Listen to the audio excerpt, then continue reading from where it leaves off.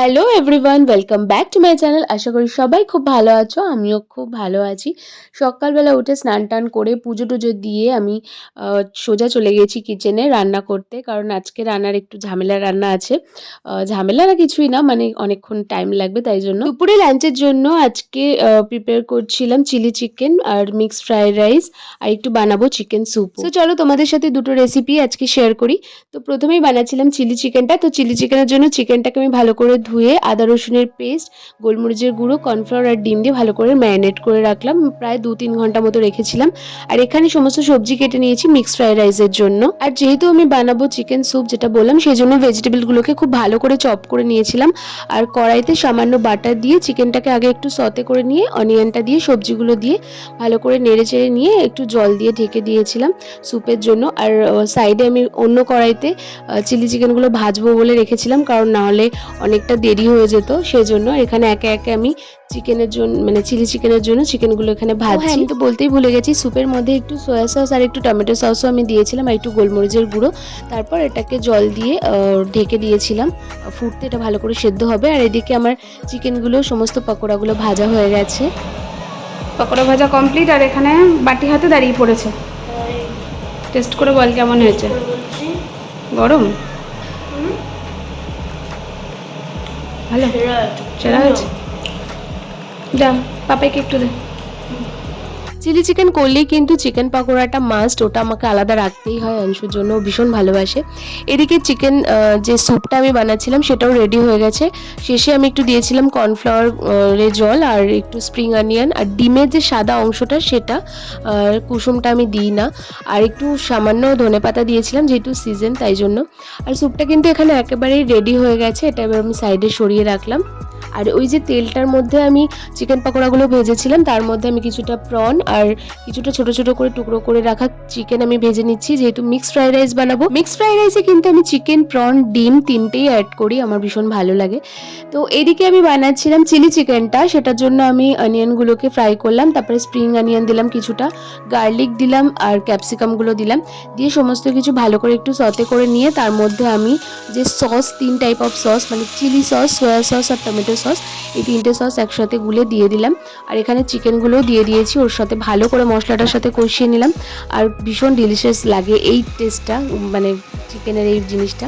তারপর একটু গরম জল, আমি সবসময় রান্নাতে গরম জলই ইউজ করি, গরম জল দিয়ে মিনিট 10 মতো ভালো করে ফুটিয়ে নিলাম।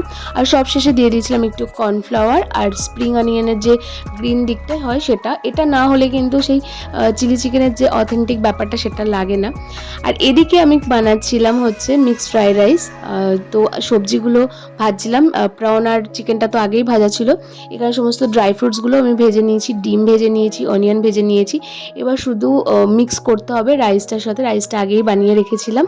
রাইসটা খুব ভালো করে সবজিগুলোর সাথে ভালো করে মিক্স করে নিয়েছিলাম, আর তারপরে সবার শেষে ছড়িয়ে দিয়েছিলাম স্প্রিং অনিয়ন।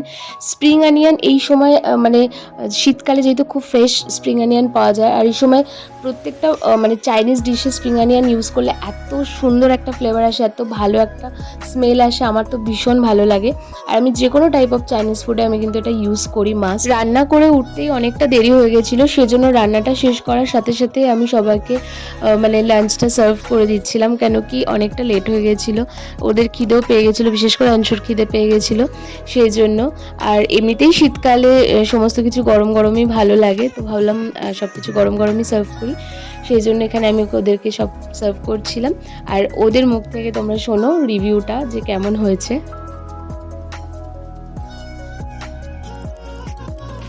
পাপাই কেমন হয়েছে বাবা? সেটা হয়েছে না?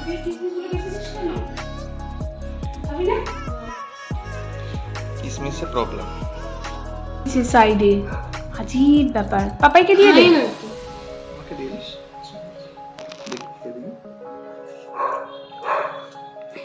ভালো আছে? রেস্টুরেন্টে পাওয়া যায় না তো সুন্দর খাবার। চিলি চিকেনটা কেমন আছে? চিলি চিকেনও দারুণ, মিক্সড ফ্রাইড রাইসটা তো অসাধারণ। দুটোর কোনো জবাব নেই। Thank you. রিভিউটা তো তোমরা শুনলে যে ভালো হয়েছে, বাট যদি ভালো না হতো না, অ্যাকচুয়ালি ভালো হয়েছিল, বাট ইন কেস যদি ভালো নাও হতো না, পল্লব তাও বলতো যে ভালো হয়েছে, কারণ আমি যাই বানাই ও ভীষণ ভালোবেসে খায়, আর সেই জন্য আমি ওর জন্য রান্না করতে এত ভালোবাসি। সো যাই হোক, তারপর আমরা বিকালবেলা গেছিলাম একটু জুডিওতে। আমার কিছু উইন্টার কালেকশন নেওয়ার ছিল, মানে কিছু কেনার ছিল, বাট ট্রায়াল রুমে সবসময় কেন জানি না এত বেশি ভিড় থাকে, আমি বুঝি না কেন জুডিওতে। সো আমাদের কাছে অত সময় ছিল না। পল্লব এখানে বারবার আমাকে একটা একটা করে তুলে দেখাচ্ছিল, এটা নেবে এটা নেবে, বাট আমি তো ওইভাবে যে কোনো একটা নিয়ে আসতে পারি না, আমাকে ট্রায়াল দিতে হতো। আর অংশুকে যেহেতু রেখে এসেছিলাম ক্যারাটে ক্লাসে, তো ওকে 8টার মধ্যে ওখানে থেকে পিক আপ করতে হবে, সেই জন্য আমরা একটু তাড়াহুড়ো করছিলাম। তো টুকটাক কিছু জিনিসপত্র কিনলাম, বাট যেটা নেওয়ার জন্য এসেছিলাম সেটা আর নেওয়া হলো না। তো একদিন সকাল সকাল আসবো, এসে তারপর ভালো করে দেখে ট্রায়াল দিয়ে নিতে হবে। তারপর এখান থেকে আমরা বেরিয়ে গেলাম, যেহেতু এখান থেকে ওকে নিয়ে অংশুকে নিয়ে সোজা যাব আজকে আবার একবার মেলাতে।